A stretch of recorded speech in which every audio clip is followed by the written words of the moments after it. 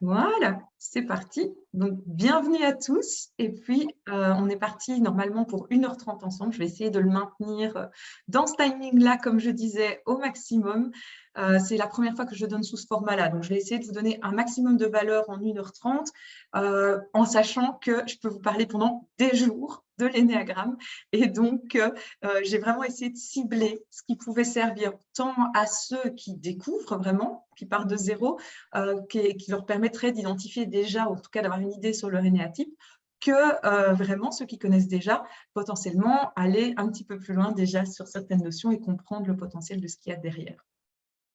Alors, donc, au programme plus concrètement aujourd'hui, donc on va découvrir un petit peu mais pourquoi l'énéagramme par rapport surtout, parce que j'entends souvent la question, oui, mais c'est quoi la différence par rapport à d'autres tests de personnalité, à d'autres outils?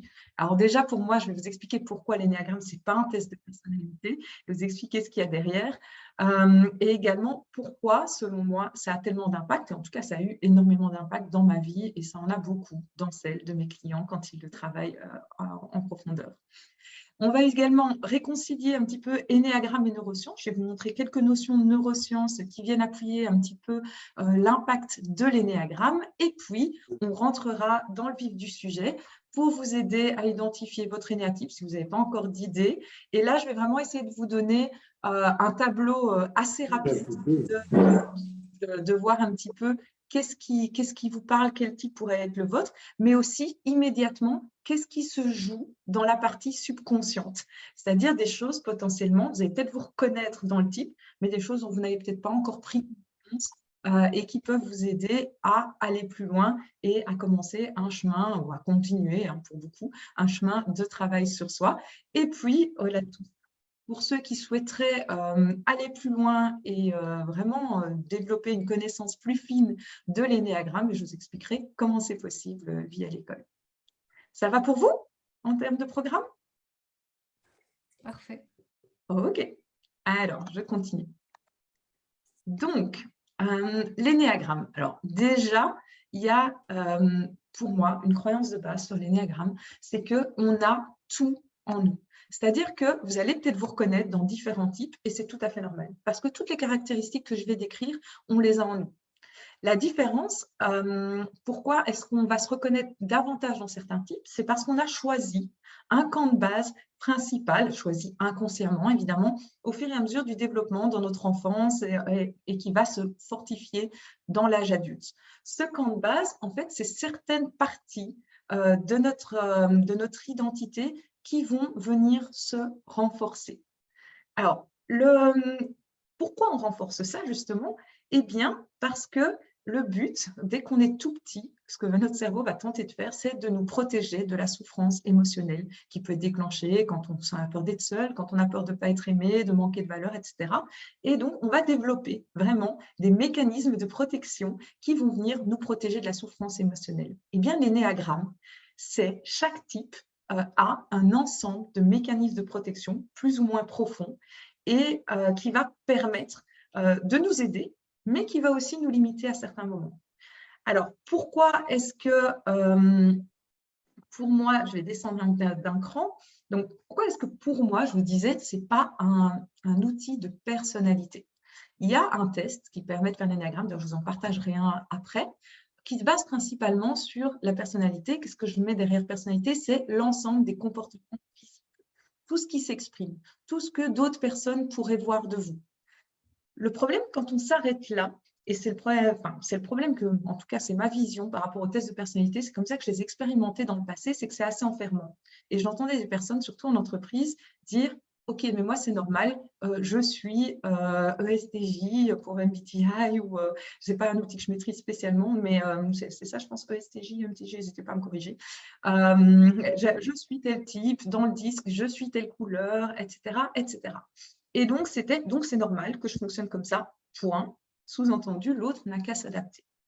Moi, à partir de là, eh bien, c'est là que ça devient enfermant. Parce que c'est moi, je suis ça, toi, tu es autre chose, et forcément, ça va être plus compliqué de se rencontrer. Alors, bien sûr, je peux faire des efforts pour rencontrer ton type, mais ça reste très en surface.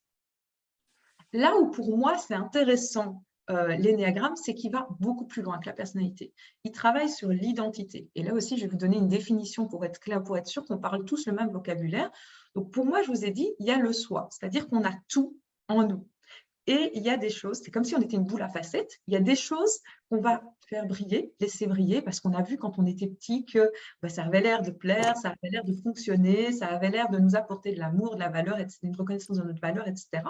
Et puis, il y a toute une série de choses qu'on a étouffées, parce qu'on estimait qu'elles ne nous servaient pas, qu'elles ne nous protégeaient pas suffisamment.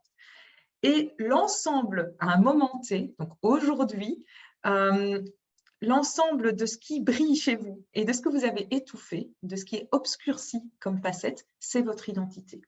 Quand je dis ça, vous comprenez bien que l'identité, elle est amenée à évoluer, qu'on peut la faire changer, qu'on peut…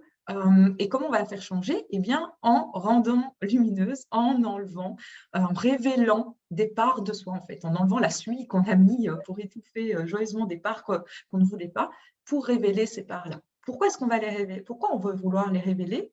Parce que souvent, ce sont ces parts qu'on a obscurcies qui viennent nous bloquer dans notre vie, qui nous empêchent d'avoir parfois des relations harmonieuses, qui nous empêchent d'atteindre nos projets, qui nous empêchent d'être vraiment nous, d'être vraiment alignés à ce qu'on fait, à ce qu'on propose, de vivre nos rêves.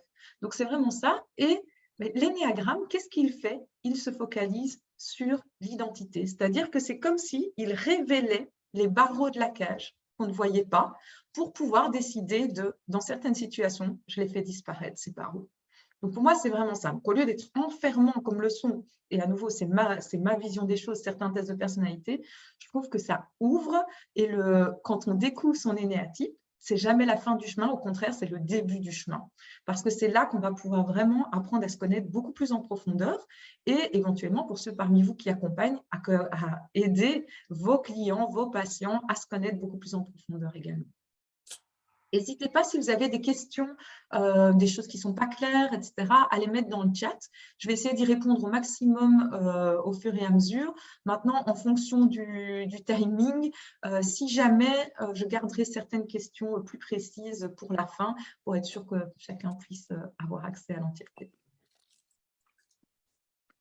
Alors, pourquoi ça a un tel impact? Donc, je vous parlais de l'identité. Ça permet de voir notre identité. Mais ça permet d'aller plus loin parce qu'une fois qu'on conscientise en fait, et qu'on accueille surtout ces parts de nous qui sont cachées, eh bien, on crée quelque part une empathie avec soi et ça va permettre une véritable reconnexion à soi.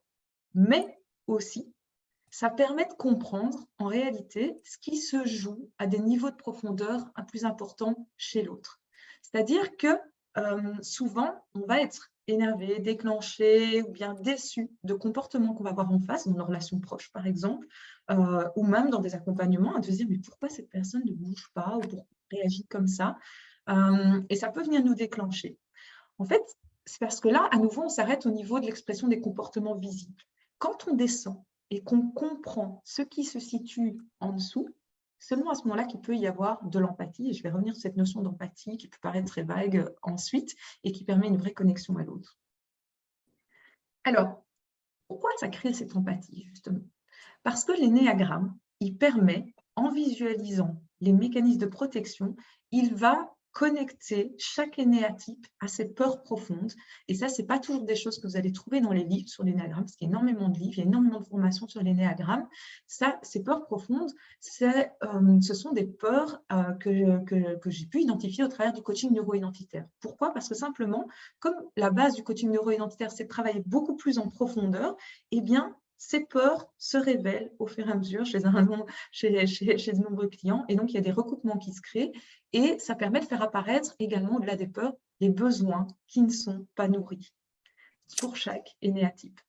Ce qui veut dire que quand on connecte non plus à une partie de nous qu'on juge, mais qu'on la voit comme un besoin qui n'a pas été nourri, et finalement l'expression de l'identité ou du comportement aujourd'hui, eh bien, c'est juste pour se protéger de ce besoin-là, pour ne pas trop en souffrir, eh bien, il y a une empathie plus naturelle qui se crée envers nous.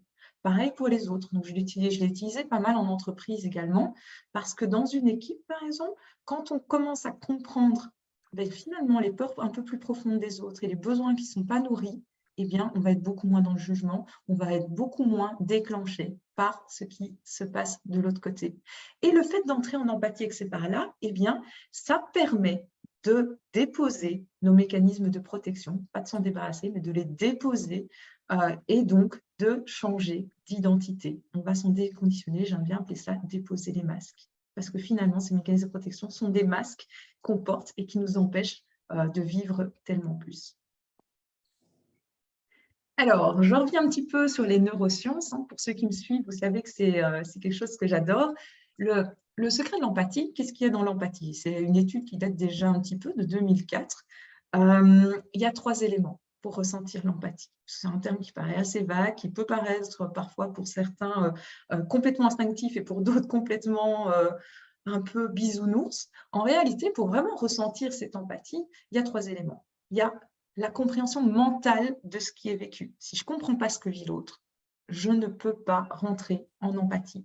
Ce qui veut dire que tant que je suis dans le jugement, que je ne peux pas décortiquer et comprendre ce qui se joue derrière, eh bien, ça va être compliqué de rentrer en empathie.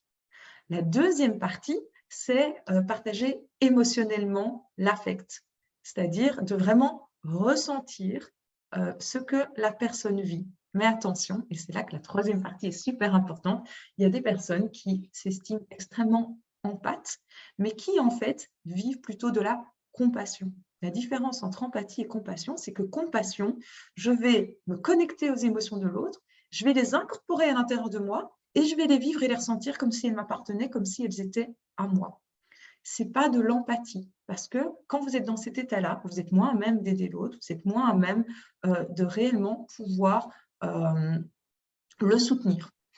La troisième partie, du coup, c'est la conscience instinctive de la séparation entre soi et l'autre. Donc, c'est vraiment on peut partager ses émotions, mais elles vont rentrer et on va les laisser ressortir. Donc, je vais les ressentir, mais je ne vais pas les vivre comme si elles étaient à moi. Et c'est quelque chose qui est essentiel pour être réellement dans l'empathie et pour pouvoir être un soutien pour l'autre et pour pouvoir être un soutien pour soi également, de pouvoir être sûr que ce qu'on vit, ce sont nos émotions et pas celles de l'autre.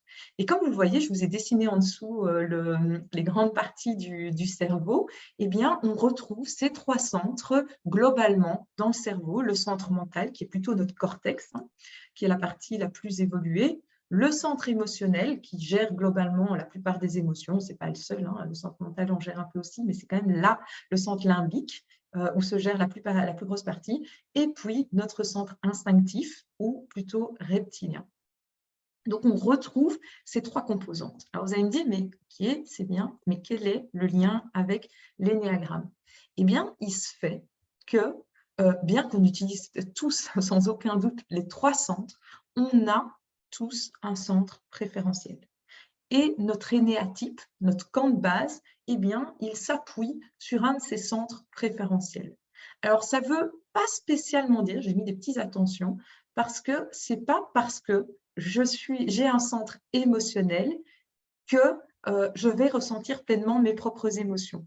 Donc, c'est le cas du 3, par exemple, on reviendra dessus, ou le 9 qui va plutôt avoir tendance à réprimer ses instincts, par exemple. Donc, ça, c'est des petites nuances qu'on verra ensuite quand on rentrera plus en détail. Mais en tout cas, il y a des personnes, et ça, je vous invite déjà à réfléchir pour vous. J'entends quelqu'un. Oui, c'est possible de mettre sur silence. Hola, mi amor. Te adoro. Juste, je vais essayer de revenir pour voir les personnes, pour voir si y a moyen de mettre tout le monde sur silencieux. Ouais. Voilà, ça c'est plus facile. N'hésitez pas à allumer si vous avez une question. Ok, donc centre mental, centre instinctif, centre émotionnel, et je vous invite vraiment à ressentir pour vous-même si vous avez tendance à tout mentaliser, à analyser davantage, si vous avez plutôt tendance à vivre pleinement vos émotions, si vous avez tendance plutôt à passer d'abord à l'action, réfléchir en plus, ensuite, ça peut déjà vous donner un élément sur l'endroit de la triade où vous vous trouvez. Alors, ce que je vous propose maintenant, c'est de rentrer un petit peu plus dans chaque énéatype. Ce que je vous suggère, c'est, si vous êtes OK, c'est de partager au fur et à mesure dans le chat quand vous pensez vous reconnaître dans un type plutôt qu'un autre. Si vous ne sentez pas de le partager, n'hésitez pas à le noter pour vous. Donc, je vais aller assez rapidement. Vous aurez le replay. Donc, n'hésitez pas à revoir, reprendre le temps de vous poser. Ici, vous n'aurez pas le temps probablement de tout noter. Donc, ce que je vous conseille, c'est plutôt de vous laisser imprégner de ce que je décris des différents types, déjà pour repérer le vôtre. Ensuite, pour éventuellement repérer ceux des personnes qui vous entourent, parce que ça peut aider à mieux les comprendre aussi. Donc, n'hésitez pas à noter. Et vous allez voir, au fur et à mesure, je vais vous donner encore par la suite des indications sur des types qui se ressemblent, où on peut parfois confondre un petit peu. Mais ça devrait déjà vous donner une première idée de, tiens, quel pourrait être mon type? Et comme je l'ai dit dans l'introduction, directement, je vais vous donner la vision en termes de personnalité, vous allez vous reconnaître peut-être plus facilement. Et puis, je vous donnerai un tout petit peu de ce qui se passe dans les couches subconscientes pour vous aider déjà à aller plus loin et à vous développer.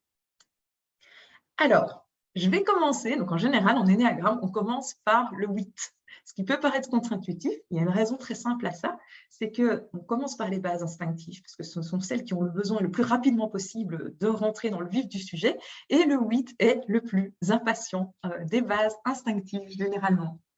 Donc, le 8, c'est le leader. Alors, je vais regarder j'ai des feuilles parce que je pourrais vous en parler pendant des heures de chaque énéatype. Donc, j'ai vraiment ciblé certaines choses que je voulais vous donner aujourd'hui. Je veux juste être sûre de bien vous les donner. Donc, le 8, c'est le leader. Le leader, ce qui le caractérise, c'est la force et la puissance. Et nous, vous avez tous certainement des énéatypes 8 autour de vous. C'est des personnes, quand elles entrent dans une pièce, on les remarque naturellement. Elles vont dégager une espèce d'aura de force. C'est des personnes qui sont rassurantes. C'est des personnes aussi qui sont, parce que le 3, par exemple, peut dégager cette impression-là aussi. La grande différence, c'est que le 8, eh bien, il va être très intègre. C'est-à-dire qu'ils vont être assez efficaces, ils vont bouger, ça va déménager.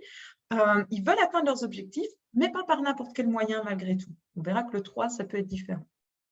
Donc, ils vont avoir cette notion d'intégrité. Alors, le 8, c'est aussi quelqu'un qui est assez sélectif par rapport aux personnes qu'il apprécie. Donc, il a cette notion un peu de clan. C'est pour les personnes qui sont dans son clan, il y a une loyauté à toute épreuve. Il va avoir tendance d'ailleurs à essayer de les protéger, il peut se montrer justicier par rapport à eux. Par contre, si vous êtes en dehors du clan, eh bien, vous pouvez vous sentir insignifiant face à un 8. Vous pouvez vous sentir vraiment facilement rejeté, abandonné par rapport à ces figures de puissance.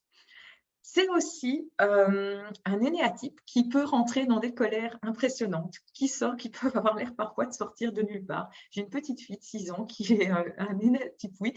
C'est une bombe à retardement. Ça peut exploser à n'importe quel moment sans qu'on l'ait vu venir. Elle peut être jouée une seconde et tout d'un coup, ça explose dans la seconde suivante. Eh bien, le 8, il va l'exprimer, mais il n'y a pas de rancune derrière. C'est-à-dire que quand c'est sorti, c'est sorti. Il passe à autre chose, il n'y a pas de culpabilité, il va continuer à avancer. Alors, ça, c'est pour ce qu'on voit en général. Je vois qu'il y a quelque chose dans le chat. OK, 8 à voir. OK, ça pourrait correspondre. Donc, ça, c'est pour la partie plutôt visible, dans laquelle on se reconnaît généralement. Maintenant, je vais aborder un tout petit peu dans le 8, les couches subconscientes, donc ce qui se joue en dessous. En fait, derrière cette impression de puissance et de force, le 8, dès tout petit, il a une peur profonde de l'environnement extérieur, mais il se l'avoue rarement.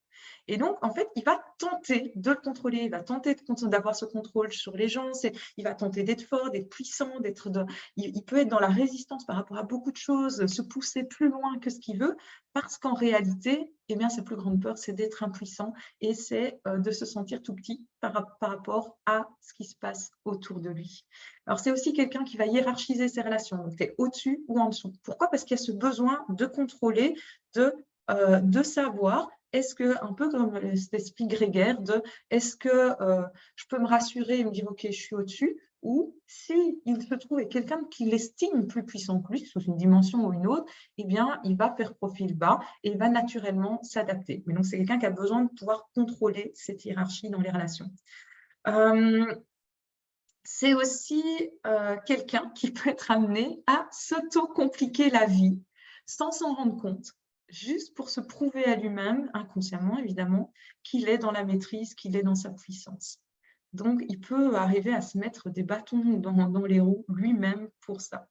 Et évidemment, eh bien, il ne supporte pas de se sentir faible, donc ce sont rarement des bons malades, hein. Ils ne supportent pas ça, ils ne supportent pas d'être à l'arrêt, ils vont souvent vouloir reprendre trop vite si vraiment ils ont été arrêtés, ils n'aiment pas trop l'idée de vieillir, voilà. Ça, c'est tout ce qui se joue, tout, non, loin de là, mais c'est en tout cas quelques notions de ce qui se joue pour les néatypes. Donc, s'il y en a d'autres qui se reconnaissent ou qui reconnaissent des personnes de leur entourage, n'hésitez pas à le partager. Le 9, le médiateur. Alors, c'est une base instinctive, mais qui a tendance à réprimer ses instincts, au point de ne même pas les ressentir. Donc, il les étouffe vraiment. Et le 9, c'est quelqu'un qui va rechercher l'harmonie à tout prix dans les relations et dans l'environnement. Donc, c'est systématiquement la personne qui va essayer d'éviter les conflits, qui va se plier, qui va essayer de résoudre là où il y a des tensions, qui va vouloir un petit peu aplanir quand c'est possible. J'avoue que Louis me parle beaucoup même trop. Super. C'est bien, ça permet d'aller voir plus loin. Donc, c'est quelqu'un qui va essayer d'aplanir les choses. Ce sont des personnalités généralement qui sont assez calmes et apaisantes, auxquelles il est facile de se confier. Et c'est quelqu'un qui va privilégier les relations durables, mais il va tenter de s'entendre avec tout le monde, quitte à renier complètement ses propres besoins, ou qui va même parfois changer la vie. Donc, il va parler avec une personne, il va être d'accord, il va entendre l'exact contraire, ben, il va être plus ou moins d'accord aussi, sans même se rendre compte qu'il y a contradiction entre les deux.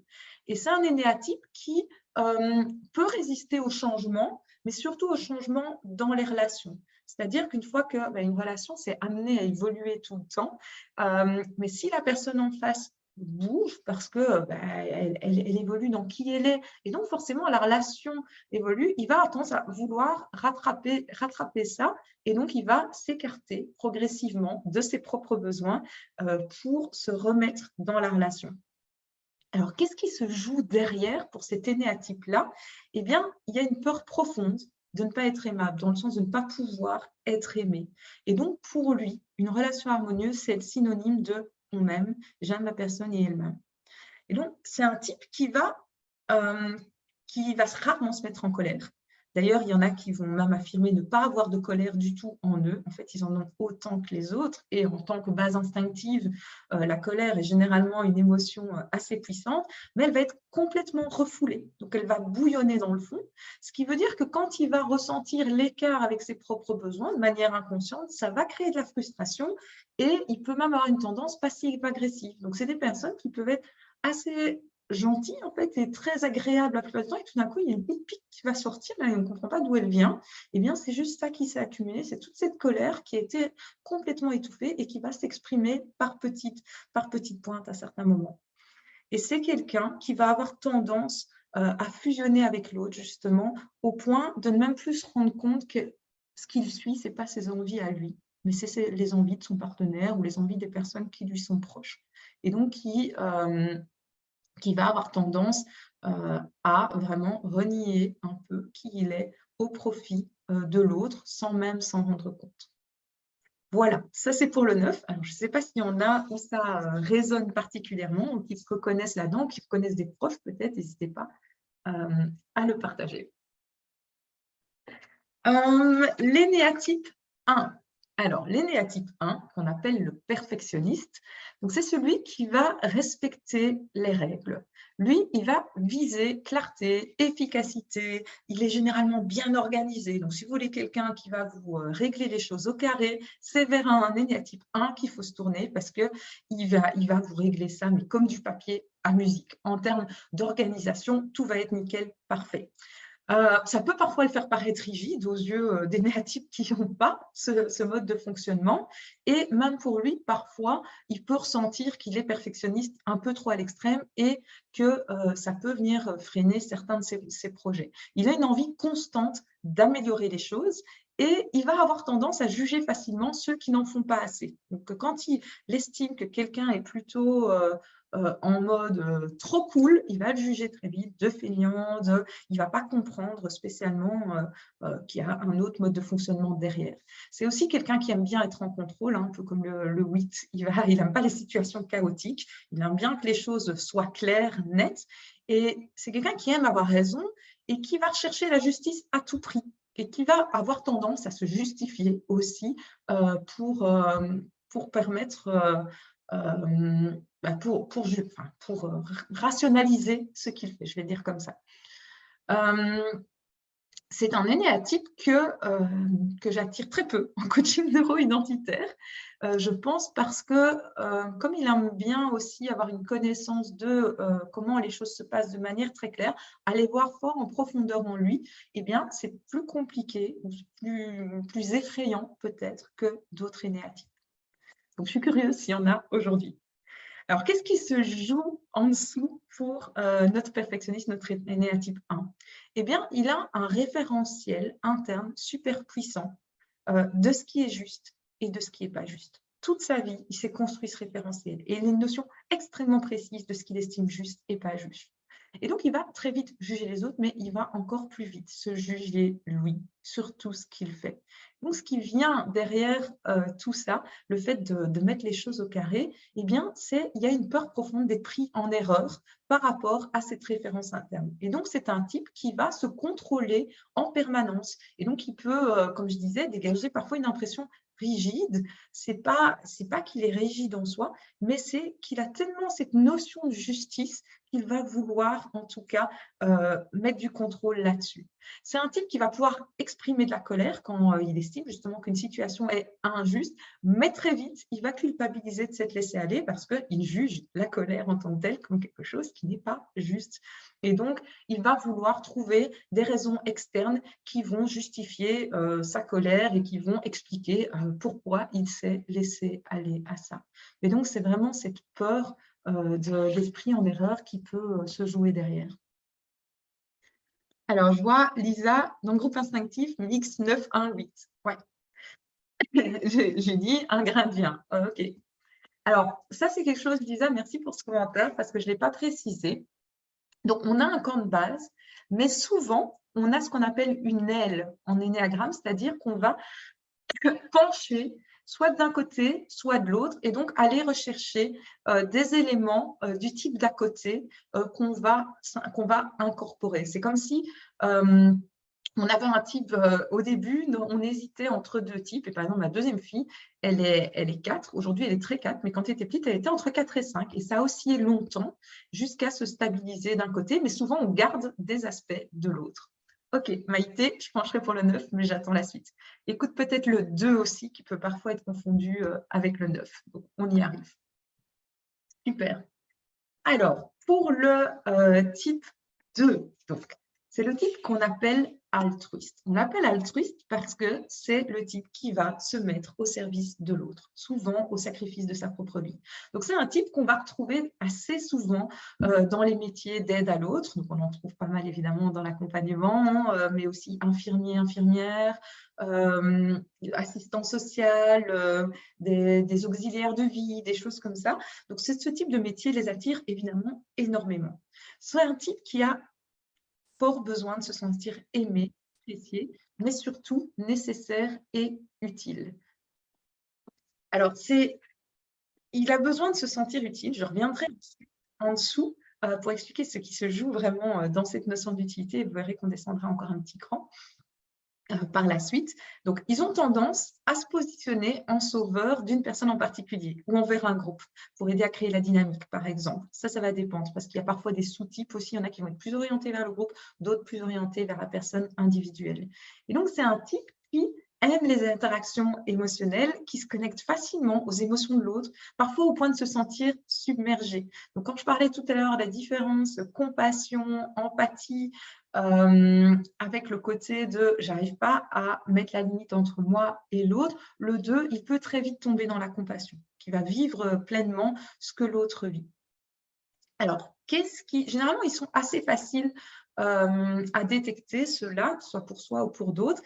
Qu'est-ce qui se joue en dessous? Et c'est là que souvent, pour le 2, c'est un peu plus compliqué à entendre.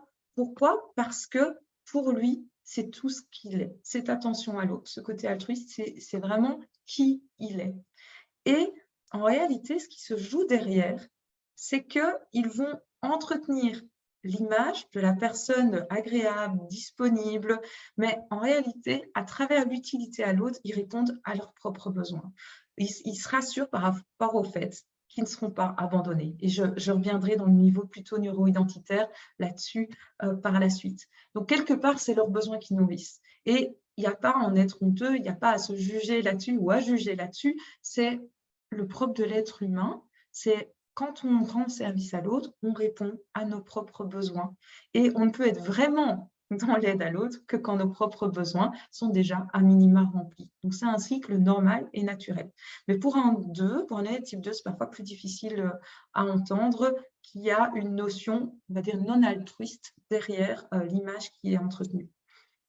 D'ailleurs, quand la non-reconnaissance de leur utilité est assez mal vécue, donc quand ils ne se sentent pas utiles, ils peuvent être amenés, quand ils ont vraiment, à nouveau, je vous donne un peu la caricature, mais les personnes varient de je le vis de manière complètement désintégrée, donc je vais vivre vraiment la caricature du type, ou bien j'ai déjà fait du travail sur moi parce que la vie m'a amené à le faire, ou parce que j'ai fait du développement personnel et je suis déjà plus intégrée. Donc, quand c'est un peu moins intégré, ils peuvent créer eux-mêmes des mini-drames pour pouvoir se lancer au secours de la victime. Et donc, ils peuvent s'auto-inventer des histoires qui vont nourrir le sentiment de telle personne est victime et il a besoin de moi pour être sauvé. Donc ça, c'est quelque chose qu'il fait de manière complètement inconsciente en général. Je regarde dans le chat. Avec plaisir, Daniel. Alors, ils sont souvent déconnectés de leurs propres besoins et ils ont souvent l'impression de ne même pas en avoir. Quand on leur demande « oui, mais toi, tu as besoin de quoi ?» C'est extrêmement difficile de répondre à cette question. Parce que comme ils ne s'y sont jamais connectés, eh bien, ça va être compliqué pour eux d'y répondre réellement. Voilà, ça c'est la vue du 2. Donc là, ce que je n'ai pas précisé, c'est qu'on avait basculé, vous l'avez peut-être vu, dans les bases émotionnelles. On le sent, c'est quelqu'un qui est beaucoup plus connecté à l'autre, à ses propres émotions, à celles de l'autre, qui les absorbe d'ailleurs un petit peu trop. L'énéatype 3, qui selon moi est le plus complexe de l'énéagramme et le moins bien expliqué dans les livres sur l'énéagramme ou dans les formations, le moins bien compris en tout cas par rapport à ce qui peut se jouer derrière. Donc, dans le modèle classique de l'énéagramme, on l'appelle le battant parce qu'ils sont généralement efficaces, performants, ils sont bons dans ce qu'ils font. Ils ont une aisance naturelle dans l'interaction à l'autre. Ils sont super adaptables, ce sont des vrais caméléons. Donc, c'est des personnes, évidemment, on va les trouver beaucoup en politique, on va les trouver dans les personnes qui dirigent des entreprises à succès, des personnes qui ont une visibilité publique, pas que, évidemment, ou dans les entreprises, les personnes qui ont une progression rapide, par exemple. Il y a énormément d'énéatype 3 dans ces personnes. On a vu le 8 aussi, qui est en puissance, en force, efficace. Ici, le 3, il y a encore davantage, par rapport au 8, cette volonté d'être admiré, d'être reconnu pour ce qu'ils font. Et ils ont cette tendance à en faire toujours plus, qui peut les mener à l'épuisement. Et là, je vais mettre une petite nuance parce qu'il y a des personnes qui vont… Il y a un peu deux types. Il y a un type de 3 qui va en faire toujours plus, jusqu'à s'épuiser, mais complètement. Ou bien quand il aura enfin atteint ce qu'il veut, il y a cette sensation de vide qui apparaît. Et puis, il y en a qui vont donner, mais s'ils n'atteignent pas le résultat, eh bien, dans cette portion entre ce qu'ils visent, la barre, là où ils se la mettent et où ils sont, eh bien, ils peuvent être amenés à baratiner un petit peu pour compenser cet écart. Baratiner, soit donc manipuler la réalité vers l'extérieur ou vers eux-mêmes. Ils sont les premiers à qui ils sont capables de mentir. Je vais revenir là-dessus.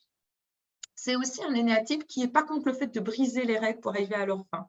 Donc, comme les 8, ils vont vouloir atteindre leurs objectifs, c'est vraiment important pour eux, mais dans ce cas-ci, pour le 3, la fin justifie les moyens.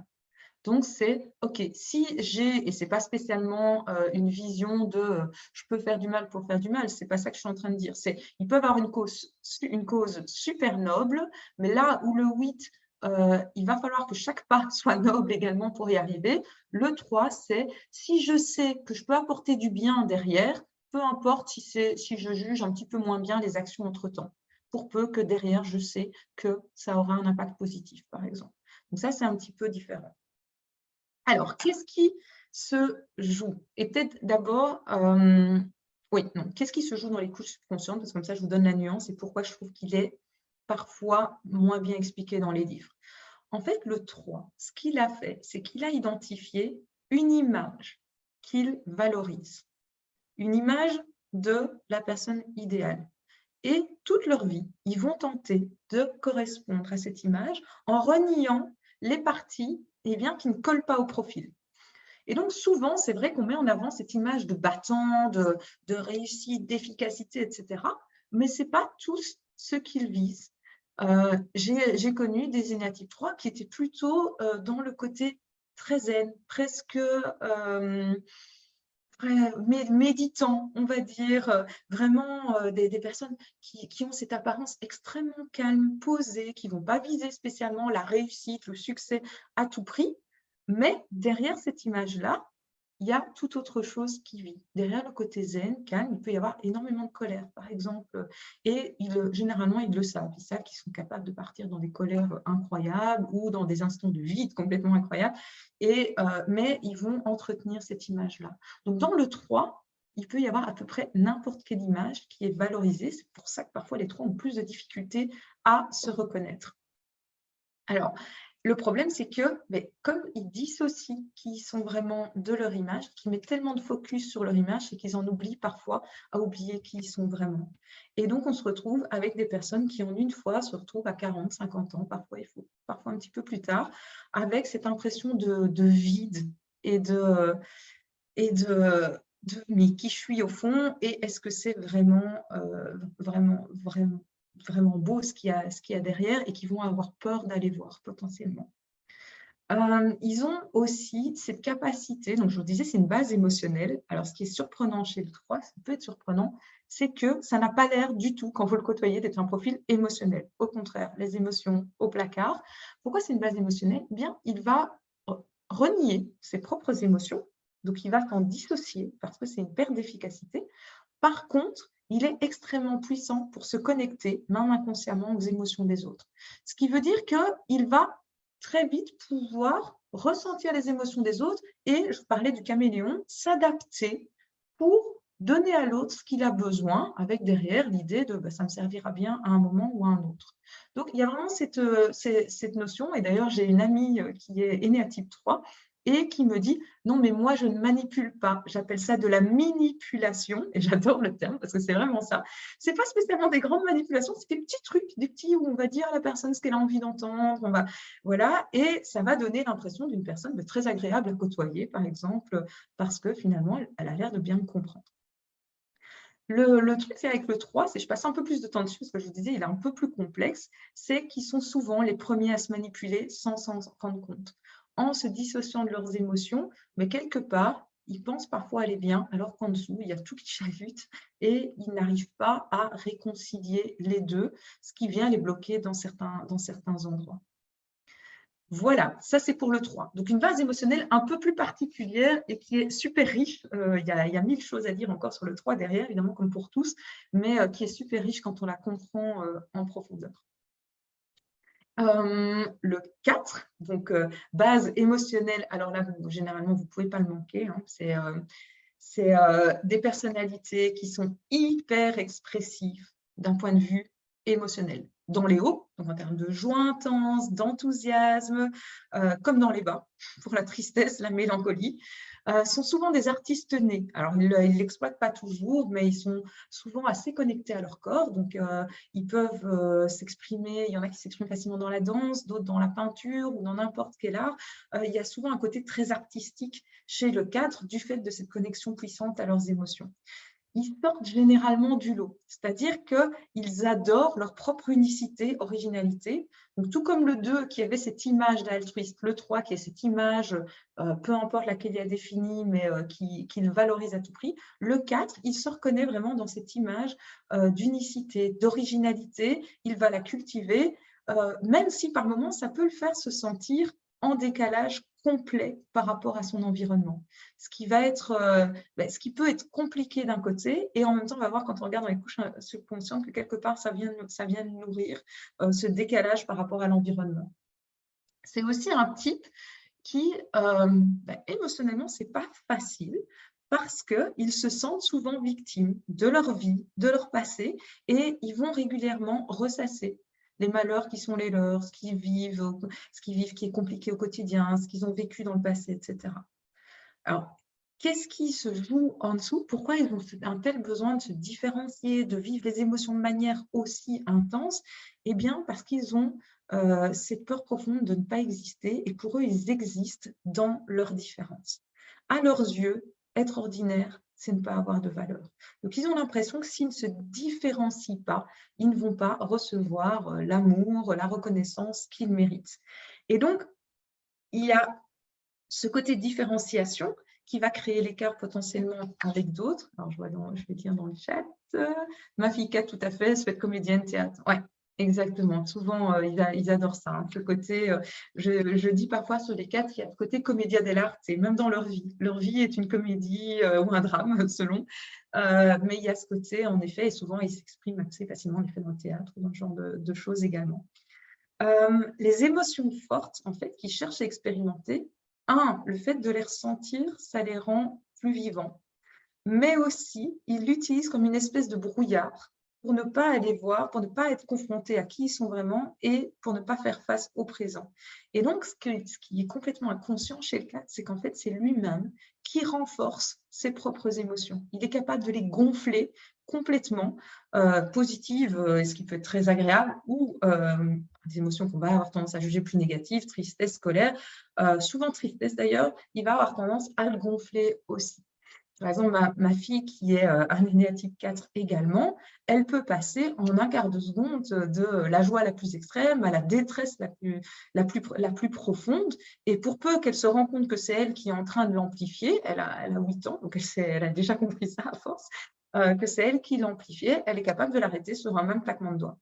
Donc, il y a cette possibilité, mais ça veut dire qu'il y a besoin d'ancrage pour les 4, il y a besoin de pouvoir vraiment apprendre à stabiliser un petit peu.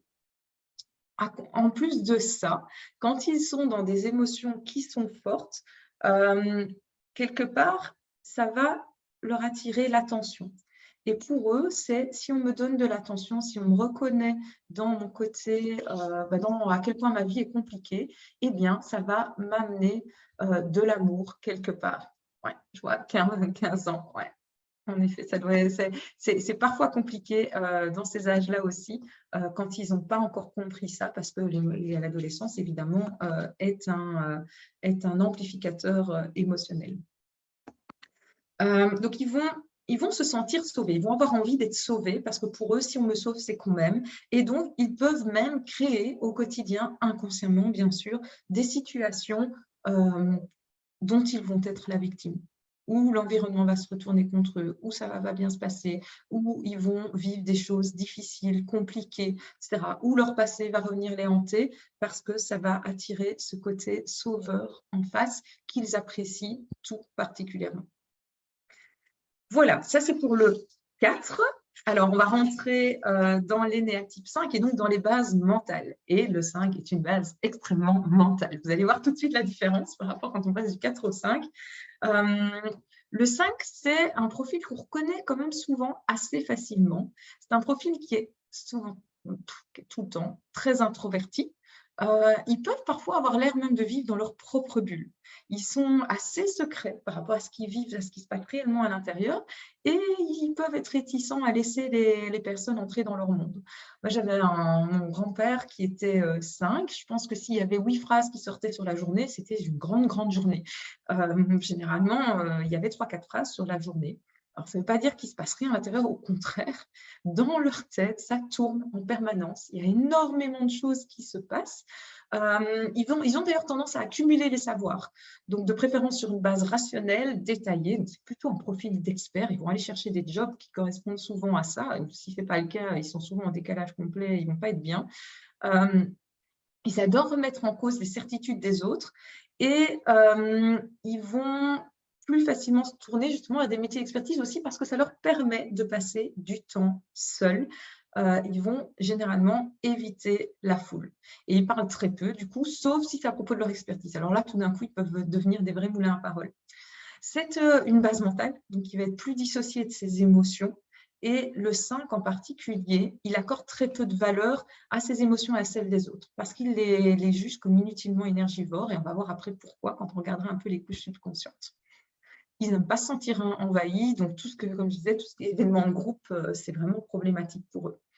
Alors, qu'est-ce qui se passe en dessous pour ces profils-là, qui ne sont pas toujours des profils qui peuvent être très attachants, mais très compliqués pour rentrer en contact, parce qu'ils sont vraiment dans cette protection. En fait, ils ont cette impression profonde et inconsciente, évidemment, de manquer de ressources en termes de temps, d'énergie, et ils vont éviter à tout moment de faire des choses qui vont occasionner une trop forte dépense de ces ressources.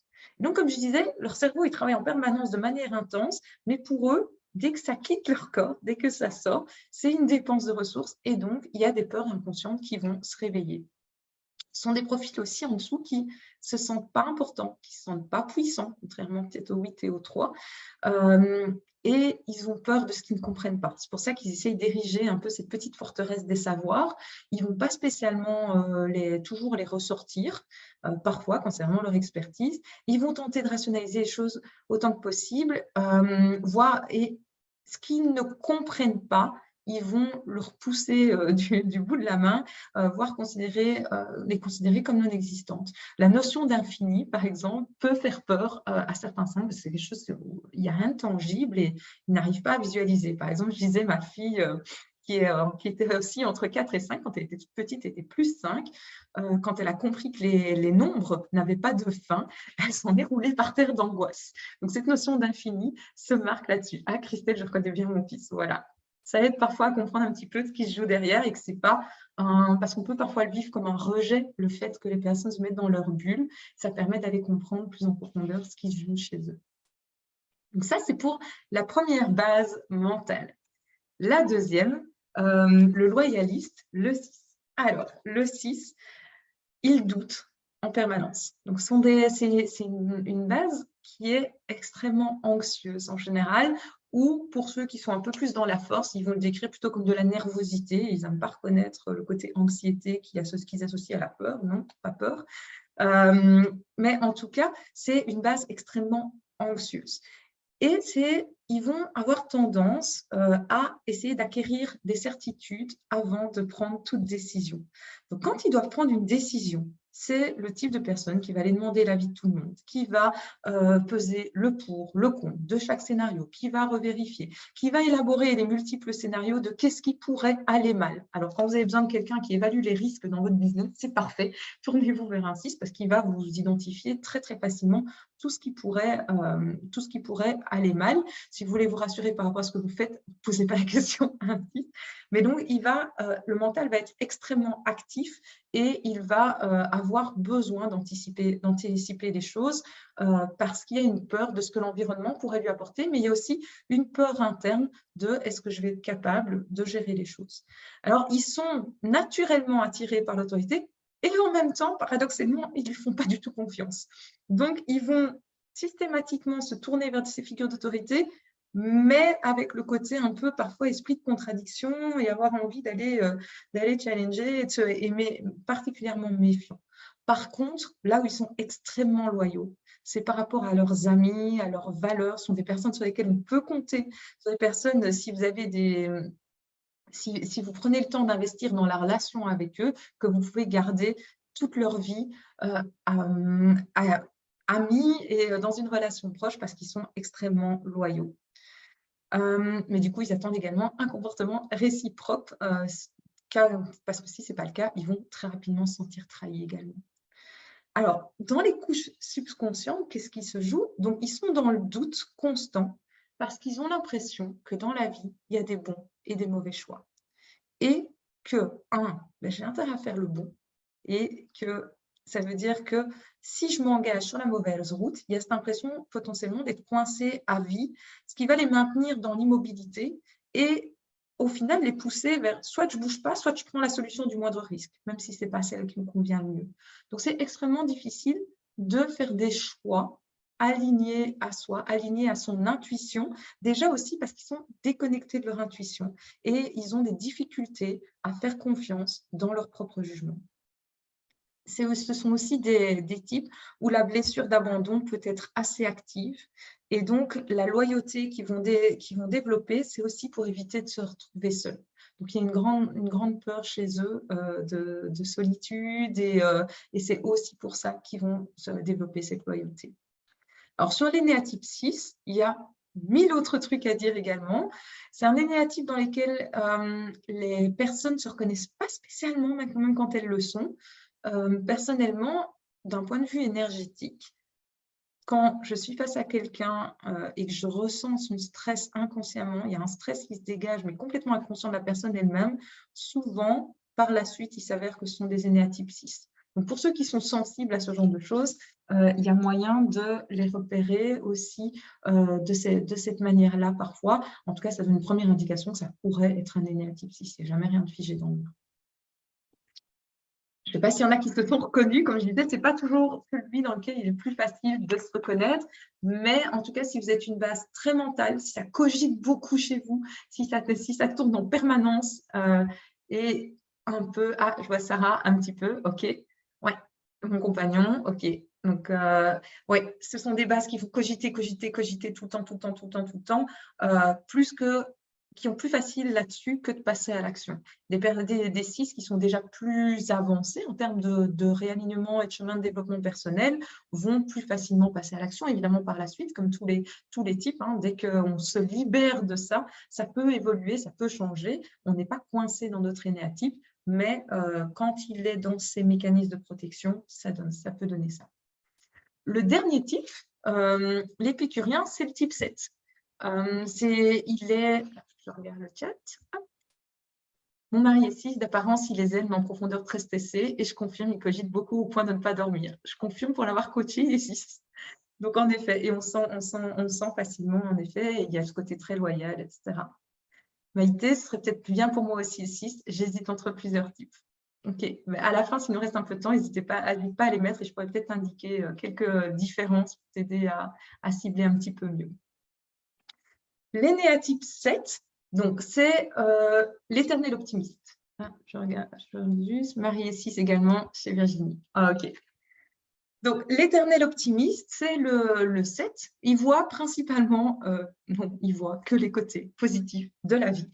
C'est un profil qui a tendance à se disperser dans un grand nombre d'activités. Il aime tester, il aime butiner, il veut surtout garder les options ouvertes. Il ne supporte pas d'être enfermé. D'ailleurs, je suis énéatype 7. Quand je vous dis « j'aime pas les tests de personnalité, c'est enfermant », ça révèle déjà pas mal de mon énéatype. Hein. Il a toujours un plan A, B, C, D, F si le précédent ne devait pas fonctionner. Donc, ce n'est pas quelqu'un qui va rester persister dans une même direction, dans l'effort, etc. Son mécanisme, c'est plutôt « ça ne marche pas, on passe à autre chose », ce qui peut avoir des avantages et beaucoup d'inconvénients également. Mais donc, c'est quelqu'un qui va avoir tendance à butiner un peu partout. Il a un grand besoin de liberté. Donc, comme je disais, il n'aime pas se sentir enfermé, soumis à la frustration et il ne supporte pas de souffrir. Alors, qu'est-ce qui se joue en dessous? Souvent, on les repère quand même assez facilement, ces personnes assez souriantes qui peuvent parfois prendre un peu de place aussi dans les groupes quand ils sont enjoués, qui sont en plein dans leur mécanisme de protection. Dans ce qui se joue en subconscient, c'est en fait l'optimisme et le rééquilibrage constant de ne voir que le bon côté des choses. Eh bien, c'est une manière d'éviter à tout prix la réalité de la vie et ce qui pourrait les faire souffrir. Leur plus grande peur, c'est de souffrir.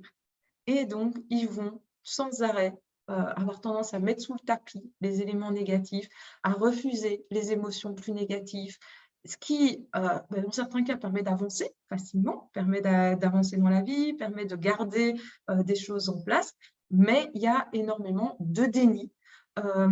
C'est vraiment une fuite de la réalité et une fuite, je vous disais, c'est une base mentale, une fuite de ce qui se joue au plus profond, au niveau émotionnel. Et pour reprendre mon exemple particulier, jusqu'il y a 2 ans, j'étais complètement déconnectée de mes émotions, dans le sens où j'étais capable de dire mentalement si j'étais contente, en colère, etc., même mettre des nuances plus fines, hein.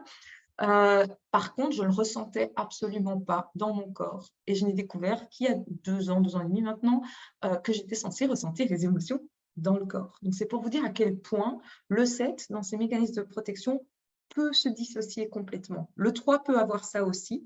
Ce sont 2 types qui opèrent avec ce mode de fonctionnement. Mais donc, il y a vraiment cette sensation potentiellement pour les 7 de vide parfois en soi, du fait de cette dissociation de ces émotions. Alors, tout le monde n'est pas dans cet extrême, hein, il y a un continuum évidemment, mais il peut y avoir cette sensation de vide à l'intérieur et il manque quelque chose.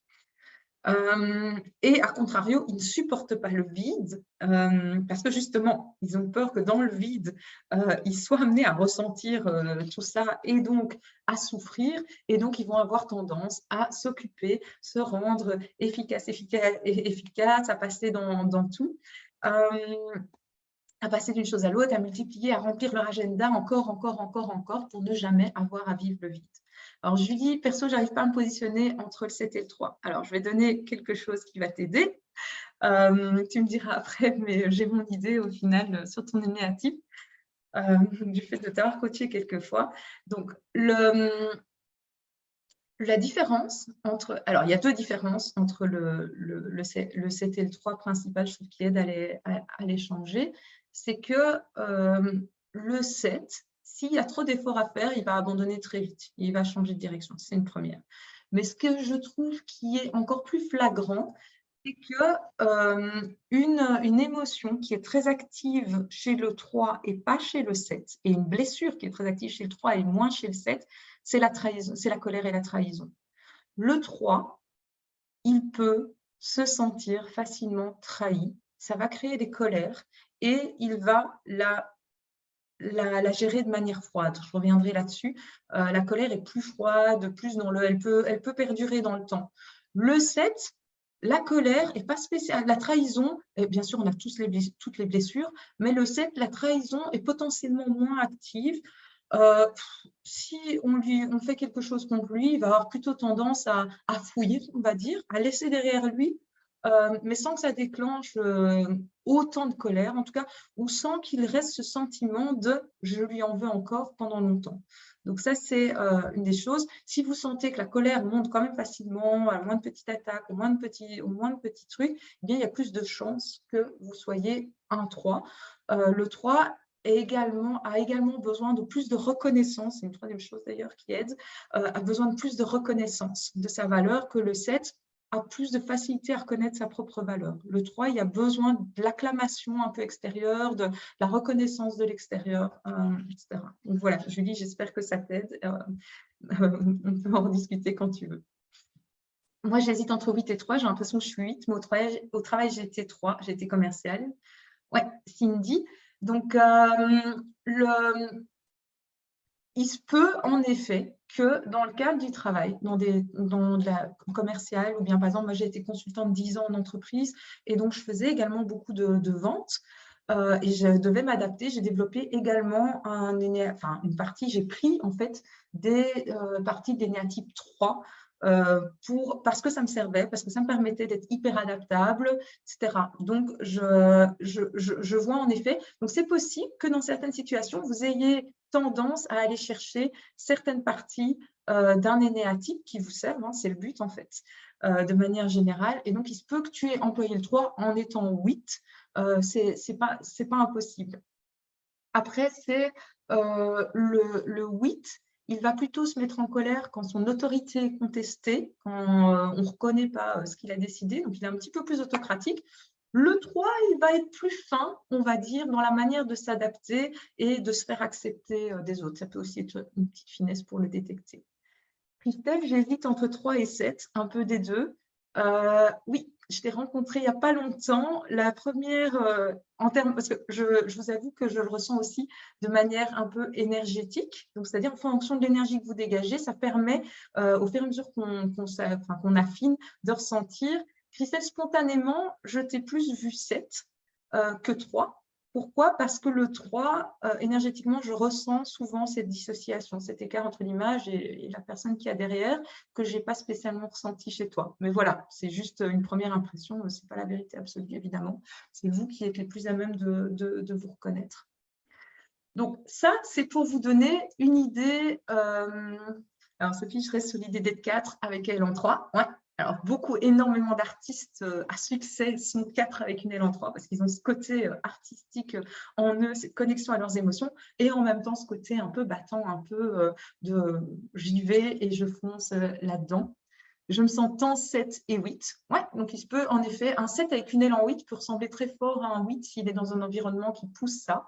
8 fort, ok, je penche pour le 3. Ouais, je me sens 6, donc c'est bien, on voit qu'il y a…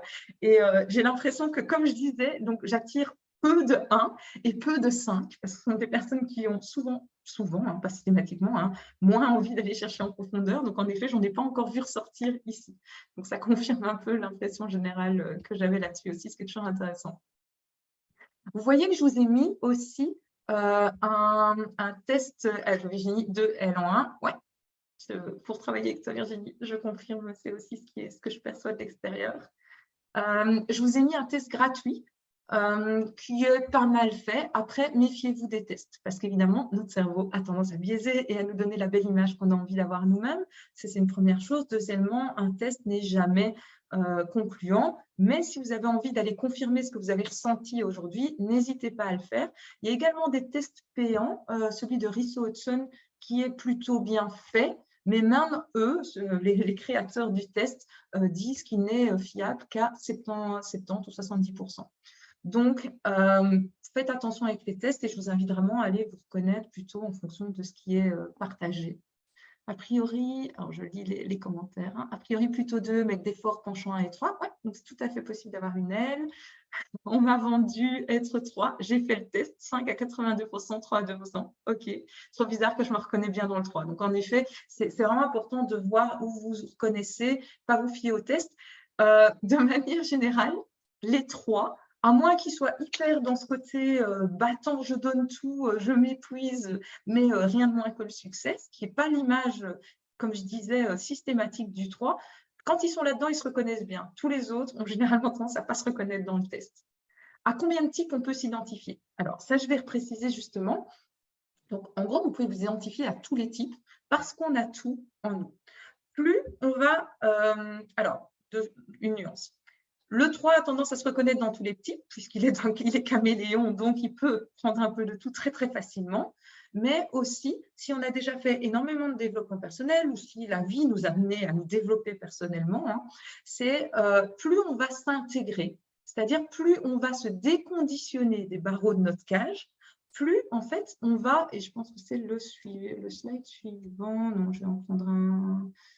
ici, voilà, je vais prendre celui-là et je reviendrai, c'est pas grave, je vais l'aborder d'abord. Du coup, plus on va revenir vers le centre. Donc, vous allez voir dans certaines formations de l'énéagramme, ils disent quand vous vous intégrez, c'est-à-dire quand vous vous déconditionnez, vous dirigez, par exemple, du type 1 vers le 7, etc., du type 7 vers le 1, pardon, etc., etc. Moi, ma vision des choses, c'est qu'en fait, quand vous vous déconditionnez, vous avez accès à tout. Vous avez accès à tout ce qui peut servir aux autres types. Et donc, c'est vraiment normal au fur et à mesure. Et c'est le but, plus vous vous déconditionnez, plus vous avez accès à un grand nombre de choses. Ce qui va être important aussi, c'est que déposer les masques, déposer les protections, ce n'est pas s'en débarrasser. J'ai déjà un peu mentionné au début, c'est je les dépose quand ça me sert, parce que j'ai besoin d'avancer et qu'ils ne me servent pas, et je les remets quand ça me sert également. Il y a des moments où ces protections que vous avez vous servent. Et d'ailleurs, dans certains points, tous les énéatypes ont des points qui sont vraiment brillants, on va dire, qui d'avis général plaisent à l'extérieur. Bien, ça va permettre de les exprimer pleinement. Il n'y a pas d'ennui à les exprimer. Allez-y. Alors, Daniel, se déconditionner, oui. Donc, c'est quand on est… merci pour la question, parce que c'est vrai que j'utilise le terme, mais que je ne l'ai pas expliqué. C'est vraiment quand on est petit, on va venir créer des croyances au fur et à mesure qu'on va figer. Une croyance, c'est toujours une pensée et une émotion. Une croyance se crée quand il y a une émotion forte ou quand il y a une émotion de manière répétée, par exemple. Et on va bloquer ça en nous, d'un certain point de vue, c'est figé. Ce qui veut dire que quand je vais agir, enfin, quand je vais rencontrer telle situation, cette croyance-là va s'activer et va me faire agir d'une certaine façon et pas autrement. Parce que quand j'étais petit, j'ai pu me prouver plusieurs fois que ça fonctionnait. Donc ça, c'est une chose. Se déconditionner, en fait, c'est de se dire, je peux l'utiliser quand ça me sert et je peux ne pas l'utiliser quand ça ne me sert pas. Tant qu'on n'a pas la vue, tant qu'on n'a pas la conscience sur ce qui nous conditionne, en fait, ça fonctionne en pilote automatique, que ça nous serve ou que ça ne nous serve pas. Et donc, se déconditionner, c'est mettre cette conscience dessus pour choisir de je l'utilise ou je ne l'utilise pas. C'est vraiment d'où l'intérêt de l'énéagramme et de comprendre vraiment en profondeur ce qui se joue. Alors, Karine, on peut changer de type au fur et à mesure? Donc, non. Il y a vraiment, on a un camp de base qui, celui-là, va s'exprimer de manière plus flagrante. Après, plus tu vas te déconditionner, plus tu vas aller chercher dans les autres types. Mais on a quand même un camp de base et celui-là, il reste pour toute notre vie. Ces mécanismes de protection profonds, ils vont se manifester toute notre vie. On va juste apprendre à les lâcher quand on n'a pas besoin à différents niveaux et ça va être de plus en plus subtil. Alors, je regarde l'heure quand même, puisque je vous ai promis d'essayer de rester dans les temps. Je vais un petit peu accélérer ici. Ce que je veux vous montrer, c'est qu'il y a moyen d'aller à différents, là je vous ai donné un petit peu ce qui jouait dans le subconscient, mais il y a moyen d'aller encore beaucoup plus bas et il y a moyen d'aborder d'un point de vue neuro-identitaire cet énéagramme de plein de façons différentes. Ce que je voulais vous montrer, c'est que je vous ai dit, je vous ai parlé du 7, l'épicurien, qui est plutôt optimiste et plutôt joyeux, et je vous ai également parlé du 4, qui pouvait avoir ces moments d'expression joyeuse également. Ce qui est important, pourquoi c'est important dans la relation à l'autre, dans la compréhension de l'autre, mais aussi et surtout dans l'accompagnement, eh bien, c'est que le 7, il voit les choses. Pourquoi il est joyeux? Parce qu'il se rééquilibre en permanence pour voir les choses du bon côté. Pourquoi? Parce qu'en dessous, je vous l'ai dit, il est dans le déni, il refuse la douleur émotionnelle. Le 4, lui, il ressent pleinement la joie. Donc, pour une même expression, un même comportement, ce n'est pas la même chose qui se joue en dessous. Et pourquoi il ressent pleinement la joie? Parce qu'il a besoin d'intensité émotionnelle pour se sentir vivant. Ce qui veut dire que le 7, il est en permanence en train d'activer la partie préfrontale de son cerveau, celle qui va calmer les peurs, celle qui va calmer les émotions fortes, celle qui va aller calmer l'amygdale en fait dans notre cerveau. Et il va essayer qu'il y ait le moins d'oscillations émotionnelles possible dans sa vie. Parce que ça, il peut se permettre de vivre des choses qui sont relativement stables, mais pour vivre des choses très, très joyeuses, il faut accepter de vivre des choses aussi très, très tristes, qui créent beaucoup de colère, et ça, il n'aime pas. Donc, globalement, il a cette notion intrinsèque et inconsciente d'équilibre, et il va minimiser les vagues. Le 4, c'est tout le contraire, je vous ai dit, il amplifie. Et donc, là, c'est la partie limbique qui est plutôt activée et il va aller la nourrir également au niveau du cortex, mais ça va aller avec ce qu'il va se raconter sur lui-même, il va nourrir ça pour amplifier les vagues. Ce qui veut dire qu'en termes d'accompagnement, par exemple, eh bien, ça va être très différent. Un 7, le travail à faire en profondeur, si on veut vraiment l'aider à changer sa vie, ça va être une reconnexion à ses émotions et une acceptation, quelque part, de oui, il y a des choses qui peuvent être douloureuses dans la vie, mais tu es capable de les gérer. Le 4, c'est complètement différent. Ça va être beaucoup plus d'ancrage. On va lui apprendre à arrêter d'amplifier les vagues quand elles ne lui servent pas, en termes de tristesse, de colère, arrêter de se raconter les choses qui amplifient ces vagues-là. Donc, vous voyez qu'on n'est pas du tout dans le même type d'accompagnement. Pareil, le 7, il va pouvoir aller travailler avec des techniques potentiellement, ce qui fonctionne très bien sur des bases mentales que j'ai testées il y a pas longtemps, le breathwork. Donc, c'est vraiment cet exercice de respiration qui fait lâcher le mental. Le 4, ça peut empirer, par exemple. Donc, lui, il va avoir beaucoup plus de bénéfices à avoir une méditation d'ancrage, par exemple. Donc, on voit que, quelle que soit la manière d'accompagner, ça peut être différent en fonction de la personne qu'on accompagne. Donc, un rééquilibrage qui est inverse, en fait, pour une même expression de base. Un autre type avec des comportements similaires, par exemple, je vous ai dit, le 1, c'est le perfectionniste, mais le 6, donc pour ceux qui hésiteraient entre 1 et 6, le 6 peut également être extrêmement perfectionniste. J'ai eu une collègue hyper perfectionniste, c'était une 6, c'était pas une 1. Ce qu'il y a, c'est que c'est d'autres choses qui jouent en dessous. Donc, quand on va aller travailler au niveau des croyances, ça ne va pas être la même chose du tout qui va ressortir. Le 1, il ne peut pas être pris en défaut et tout doit être juste sur base de sa référence. Le 6, lui, c'est je ne peux pas me tromper de chemin. Il y a des bons et des mauvais choix. Donc, vous voyez qu'en termes de croyances, on ne va pas travailler sur les mêmes choses spécialement. Le fait de savoir ça, ça va permettre de les détecter, d'être plus fin aussi dans la détection et de les aider à aller plus loin là-dessus. D'autres choses que je veux vous montrer, c'est, je vous ai parlé au début des peurs profondes. Eh bien, par exemple, le mécanisme du 2, je l'ai déjà un peu abordé, donc il est tout le temps dans la culture du sacrifice, il répond de manière première aux besoins de l'autre. Il y a cette notion de « je dois être utile ».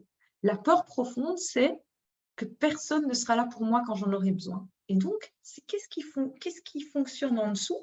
C'est, mais si je suis utile suffisamment régulièrement, le jour où j'aurai besoin, les gens seront là, qui est en réalité une fausse croyance, parce que ce n'est pas spécialement le cas. Et donc, quelque part, il tient une ardoise inconsciente, le 2. Il a une comptabilisation inconsciente de la dette. Et donc, là où ça va créer de la colère chez lui, c'est s'il se rend utile, mais que personne ne le voit, que ce n'est pas reconnu. Donc, vous sentez tout à l'heure, quand je disais, ce n'est pas un vrai altruiste, entre guillemets, bien sûr, il passe son temps, bien sûr, il donne de son énergie, mais il a besoin que ce soit reconnu. Et ce n'est pas parce que c'est un égoïste, c'est juste parce que si ce n'est pas reconnu, ça veut dire que le jour où il aura besoin, il estime qu'il n'y aura personne qui sera là pour lui. Et donc, il a ce besoin profond que son utilité soit reconnue. Vous voyez les peurs profondes, comment ça peut influencer les mécanismes inconscients. Et donc, comprendre ça, ça permet d'aider la personne également. Un autre mécanisme de protection activé par les peurs profondes, mais qui peut être complètement inverse, c'est l'introversion. Je vous ai dit, le type 9, le type 5 sont des types plutôt introvertis. Le 9, c'est le médiateur, celui qui va créer l'harmonie. Le 5, c'était plutôt celui qui était dans sa bulle. Et on voit que c'est deux choses complètement différentes qui les amènent à être, même opposées, qui les amènent à être introvertis. Le 9, son but, c'est de s'adapter à son environnement relationnel. Je vous rappelle, c'est on m'aime si les relations sont harmonieuses. Et donc, être en conflit, c'est un signe que je ne suis pas aimable. Et donc, il va être introverti. Pourquoi? Pour laisser la place à l'autre, pour le laisser vivre les choses, pour le laisser s'exprimer, pour s'assurer que tout se passe bien. Et donc, il est introverti pour aider l'autre. Donc, c'est vers l'extérieur. Son introversion est dirigée vers l'extérieur, ce qui est un peu paradoxal. Le 5, c'est l'inverse. C'est je me protège en restant dans ma bulle parce que, comme je vous l'ai dit, je manque de ressources, je ne peux pas gaspiller. Donc, je vais avoir tendance à être centrée sur moi. Donc, vous voyez, là, il y a vraiment une notion du 5 qui est plutôt auto-centré par protection et le 9, exocentré par protection également. Donc, on voit qu'un même comportement peut être dirigé par des choses différentes. Et là aussi, ça va permettre d'aller chercher de manière beaucoup plus fine les croyances qu'il y a derrière. Le 8 et le 3. Donc là, ce que je voulais vous montrer, c'est qu'il y a également un lien entre l'énéagramme et pour ceux qui connaissent les blessures de l'âme de Lise Bourbeau. Donc, on a tous les 5 blessures, mais il y en a souvent 2 qui s'expriment de manière un peu plus forte en fonction des types. Et par exemple, je vais en prendre une pour le 8 et une pour le 3. Mais je vais partir du haut. Donc, ce sont 2 types pour lesquels la colère s'active très facilement. Pourquoi? Parce que ce sont des types qui se sentent facilement trahis. Le 8, elle va s'exprimer de manière forte, je vous l'ai dit, ça va sortir, il n'y a pas de regret, mais une fois que c'est sorti, c'est sorti. Le 3, c'est la différence, plutôt une colère froide, il y a un peu une envie de vengeance. Si je peux remettre la petite claque derrière, je vais le garder, quoi. La vengeance est un plat qui se mange froid, c'est vraiment quelque chose que le 3 peut avoir et qui va alimenter.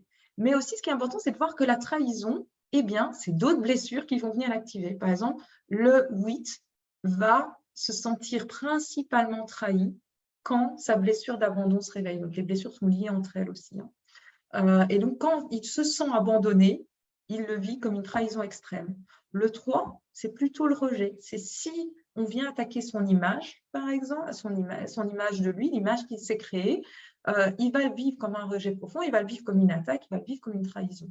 Donc, on voit que ce n'est pas la même chose à nouveau qui vient se jouer derrière. Donc ça se joue évidemment à des niveaux plus inconscients. Le 8 peut-il ne pas du tout l'exprimer, il l'a gardé et aucun regret? Alors, oui, il peut, en effet, s'il s'est habitué ou s'il était dans un environnement qui disait que ce n'était pas bien d'exprimer sa colère, d'autant plus s'il a une aile en 9, parce que le 9 vraiment est tout sa colère, donc c'est tout à fait possible, ouais, en effet, que la colère soit plus rentrée par apprentissage aussi, hein, donc on a nos mécanismes de protection de base et puis il y en a d'autres qu'on vient créer encore au-dessus pour se protéger, ce qui peut parfois compliquer l'identification des négatifs. Voilà, donc ça, je vous ai dit. Donc, en gros, voilà ce que je voulais vous partager sur l'énéagramme. Donc, je suis plus ou moins dans les temps. Ce que je voulais encore juste vous dire rapidement, c'est, et ça c'est super important dans l'accompagnement aussi, pourquoi est-ce que j'aime transmettre l'énéagramme aussi aux coachs que je forme? Parce que quand on est conscient de ses propres peurs profondes, quand on est conscient de ses besoins non nourris, c'est plus facile de déposer nos propres protections.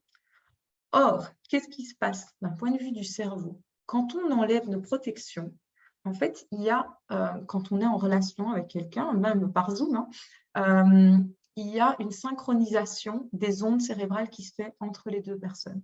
Ce qui veut dire que si moi, je lâche prise sur mes propres mécanismes de protection, que je me connecte davantage à mes émotions, où je suis ancrée, par exemple pour des personnes qui ne seraient pas suffisamment ancrées, eh bien, je les aide à faire de même. Et donc, c'est pour ça que quand je forme au coaching neuroidentitaire, par exemple, il y a un vrai travail sur soi en profondeur, parce que plus je suis capable, moi, de me déconditionner, moi, de déposer mes masques et mes mécanismes de protection, plus je suis capable d'aider l'autre en profondeur, de manière fluide, en fait, sans avoir besoin de forcer les choses. Alors, je vous ai promis aussi au début de vous dire, pour ceux qui auraient envie d'aller plus loin, il y en a peut-être parmi vous qui ont envie d'aller plus loin, donc je forme à l'énéagramme de manière plus intense, on va dire, et j'organise en février 3 jours en présentiel. Donc, c'est en Belgique, parce que je suis située en Belgique, à 20 minutes de Bruxelles, et ça permet en fait d'aller le jour 1 découvrir vraiment les énéatypes, comprendre de manière plus large, parce que je vous ai donné aujourd'hui évidemment tous les schémas récurrents, les expressions comportementales, etc. Le jour 2, plutôt d'aller chercher les fondements identitaires de chaque énéatype. Et donc vraiment là, ce que je vous enseigne, c'est les peurs profondes, les besoins non nourris, tous les schémas de croyances qui sont en dessous de chaque énéatype. Ce qui aide vraiment, parce que personnellement, dans mes coachings, généralement, pour la plupart, hein, dans les 5 à 10 premières minutes, je ressens quel énéatype a la personne. Alors, je peux me tromper, hein, on n'est pas à l'abri de nos projections, mais ça me donne une première indication, en tout cas, du type de croyance qu'il peut y avoir en dessous, ce qui va me permettre d'être plus intuitive, plus à l'affût, quelque part, de certaines choses qui vont être dites entre les lignes, etc. Et le 3e jour, alors là, c'est...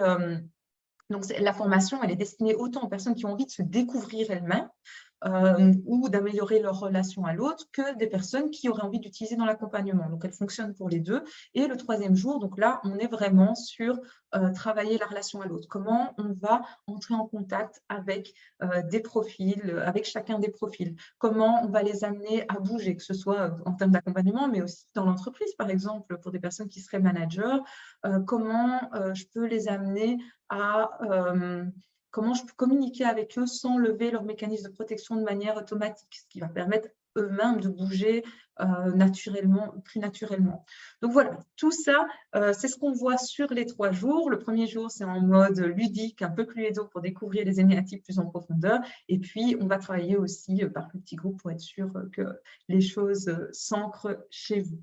Voilà, pour ceux qui seraient intéressés d'aller plus loin, justement, donc moi, ce que je vais faire, c'est que de toute façon, tout le monde va recevoir aujourd'hui ou demain un email avec le replay, si vous avez envie de réécouter des choses ou pour ceux qui n'auraient pas pu participer. Dans le replay, il y aura également le lien que vous voyez ici en dessous, justement, neuroidentitaire qui explique toute la formation. Il y aura le lien vers le test pour que vous puissiez le faire également. Et il y aura une opportunité de prendre un rendez-vous, parce que moi, j'aime bien rencontrer les personnes avant qu'elles viennent en formation, être sûr déjà que ça leur convient, que c'est bien ce qu'elles cherchent. Je n'ai pas retrouvé des personnes qui seraient déçues parce que ce n'est pas ce à quoi elles s'attendaient. Donc vraiment, j'ai plaisir à échanger avec vous. N'hésitez absolument pas à me contacter, ou même si vous dites, tiens, je ne suis pas encore sûre, mais quand même, j'ai quelques questions, n'hésitez pas à venir. Je n'ai pas de souci à prendre du temps pour répondre aux questions. Voilà. Alors, je vais arrêter le partage. Ah, je suis désolée, je vois qu'il y a encore un message. Audrey, tu aurais une référence de livre à nous donner, mais simple, pas trop théorique. Alors, pour moi, le meilleur livre sur l'énéagramme aujourd'hui, c'est La sagesse de l'énéagramme. Je trouve que c'est de Rizzo et Hudson, justement ceux qui ont créé le test également. Je le trouve extrêmement bien écrit. Je trouve que c'est un livre dans lequel on peut aller piocher un petit peu au fur et à mesure, aller voir un énéatype en particulier, découvrir de manière générale, comprendre des choses plus en profondeur. L'année prochaine, l'ambition est d'écrire mon propre livre sur l'énéagramme également, mais entre-temps, je vous confirme qu'il est top. Donc, en effet, la sagesse de l'énéagramme, pour moi, c'est celui que j'ai préféré. J'en ai lu beaucoup et c'est vraiment celui que j'ai préféré à ce niveau-là. Alors, est-ce que vous avez des questions? Je suis très fière d'avoir tenu dans les temps pour une première fois. Est-ce que vous avez des questions par rapport à votre énéatype, par rapport à d'autres choses, par rapport à ce qui peut se jouer? Je ferai un plaisir d'essayer d'y répondre.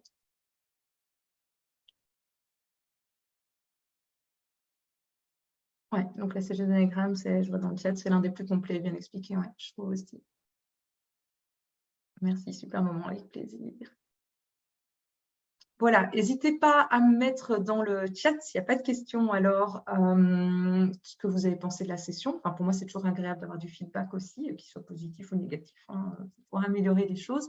Donc, n'hésitez pas à me mettre dans le chat comment vous l'avez vécu, si ça a répondu à vos attentes, si ça vous a appris des nouvelles choses ou pas, pour ceux qui connaissaient déjà l'énéagramme. Et voilà. Et puis, pour ceux qui le souhaitent, n'hésitez pas à me contacter par la suite avec plaisir. Ok, super. Oui, donc le prix pour les 3 jours de formation, je n'ai pas mentionné. Donc, le prix est différent si c'est l'employeur qui le paye pour une entreprise de 50 personnes, mais sinon, c'est 900 € hors taxe pour les 3 jours. J'ai encore appris, super. Vos commentaires, ok, vraiment super. Très chouette moment, très clair. J'ai encore appris, toujours aussi riche. Ça fait du bien d'avoir un rappel, toujours mieux comprendre. Très riche, avec d'autres perspectives. Ok, super. Ben, globalement, j'ai l'impression que ça vous a servi, appris plein de choses. Super. Ben, pour moi, c'est vraiment ce qui est important. C'est un outil que j'adore, qui m'a énormément aidé personnellement, pour moi et dans mes accompagnements. Et donc, je prends énormément de plaisir à le partager et à vous le transmettre.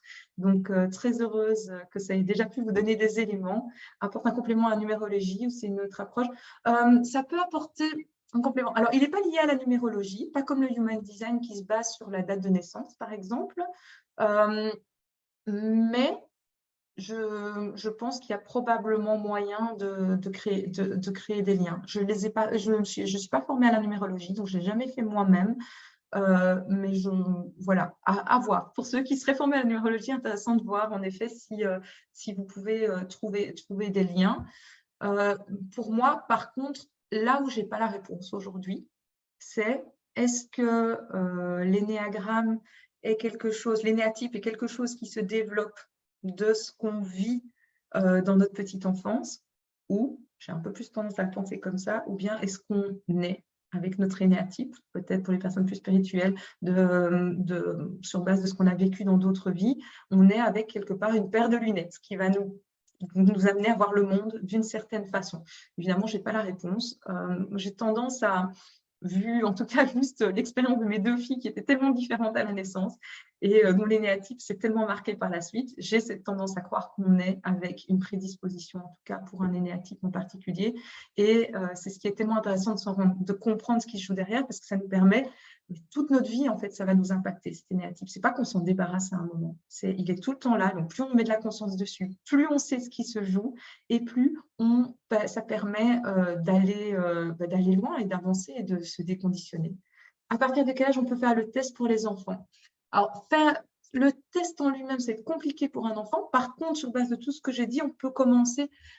Moi, j'ai commencé à le voir chez mes filles vers 4 ans. Je trouve que ça commence à se marquer vraiment 3-4 ans, mais je vais dire 4 ans et ça se confirme vers 5-6, j'ai l'impression.